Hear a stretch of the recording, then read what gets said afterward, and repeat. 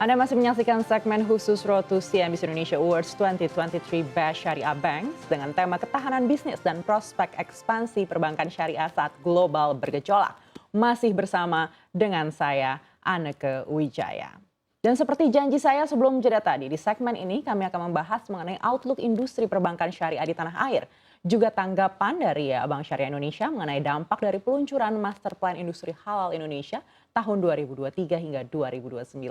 Untuk itu kami sudah bersama dengan Wakil Direktur Utama PT Bank Syariah Indonesia Tbk, Bob Tiasika Ananta yang sudah bersama kami di studio CNBC Indonesia. Pak Bob, apa kabar? Alhamdulillah baik. Baik, Pak Bob, kalau kita melihat hingga September 2023 data dari Bank Indonesia, ini pertumbuhan kredit di perbankan secara utuh ini kembali melambat begitu dan posisi total DPK-nya malah stagnan. Apakah kondisi yang sama juga dialami di perbankan syariah?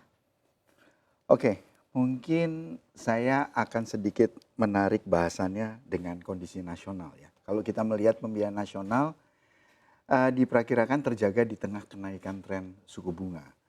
Data perkembangan M2 BI Bank Indonesia memperkirakan bahwa pertumbuhan kredit itu akan terjaga di 9 sampai 11% pada 2023 dan ini sebetulnya meningkat dari tahun 2024. Nah, penyaluran pembiayaan ini diperkirakan masih tinggi, didukung oleh likuiditas perbankan dan perekonomian yang tetap longgar secara nasional.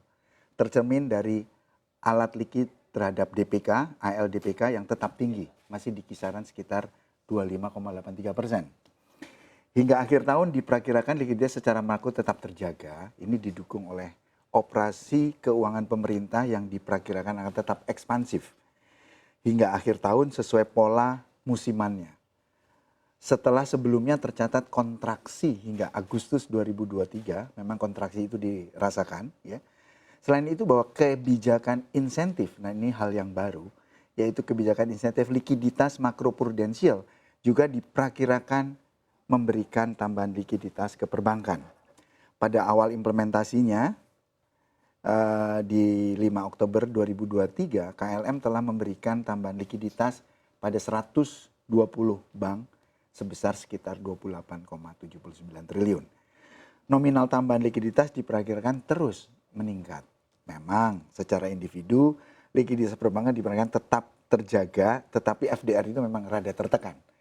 Ya mungkin agak mendekati ke 90% di tengah optimalisasi pengembangan yang terus dilakukan dan ekspansi pembiayaan. Nah, BSI itu berharap ke depan kebijakan terhadap likuiditas perbankan semakin diprioritaskan melihat kecenderungan pricing war dana di perbankan. Jadi mungkin kalau secara konsep perbankan ada liquidity, quality sama profitability, which is kemudian di aspek liquidity ini bisa menjadi prioritas bersama lah kira-kira begitu. Baik, tadi Bapak sampaikan pricing war, ini menarik untuk dibahas. Mungkin boleh dijelaskan pricing war-nya ini sehebat apa sih Pak? Kita melihat bahwa terakhir BI menaikkan rate ke 6% dan kemudian Fed rate juga masih akan bergerak itu naik. Pasti ikutannya mungkin akan terjadi. Nah, pricing war ini sebetulnya memang agak cukup challenging. Aspek pendanaan itu memang meningkat rate-nya, tapi on the other side di aspek pembiayaan itu juga ada beberapa yang memang kemudian lagi fokus ke segmen-segmen tertentu.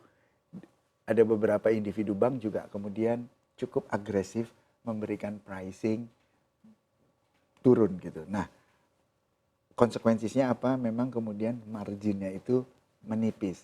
Challenge dari masing-masing perbankan adalah bagaimana mengelola agar cost-nya kemudian itu bisa terjaga secara keseluruhan. Baik, kalau kita lihat dari Bank Indonesia meskipun sudah menaikkan suku bunga acuannya, tapi juga memberikan insentif untuk perbankan, untuk sektor prioritas.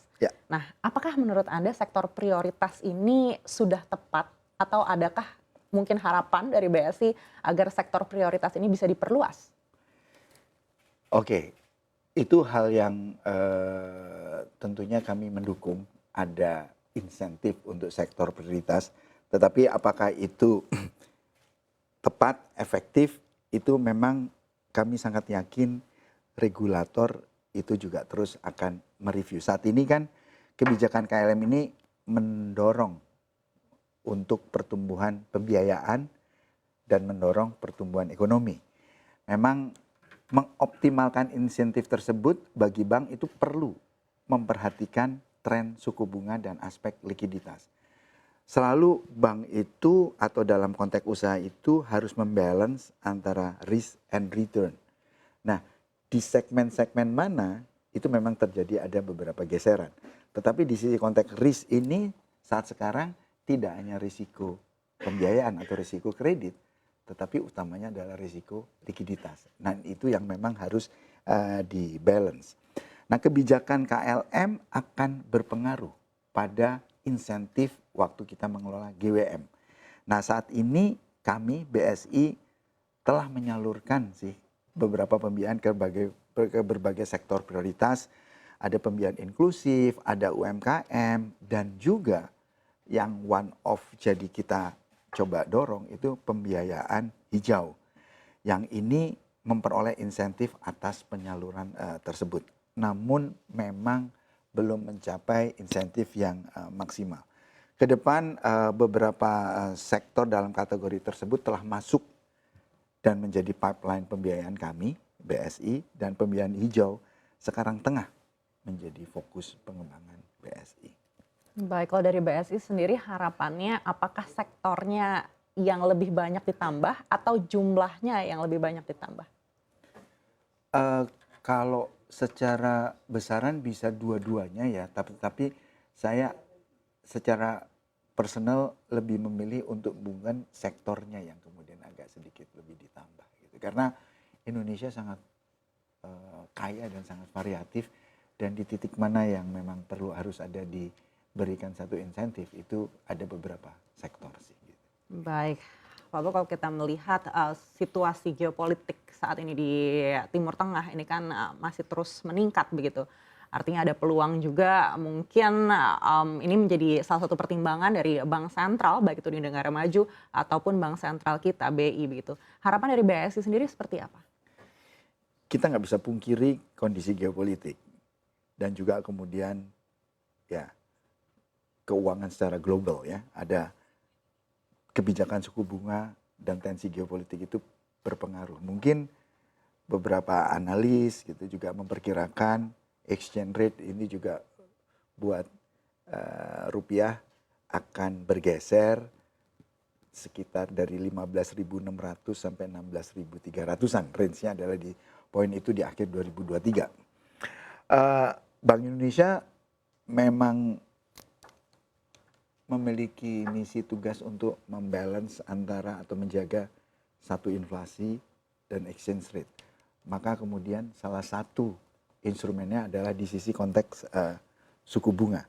Nah, suku bunga ini memang mungkin masih tinggi rezimnya sampai semester kedua di 2024. Sebetulnya harapan kami ini sih jangan bertahan terlalu lama dengan rezim suku bunga tinggi ini.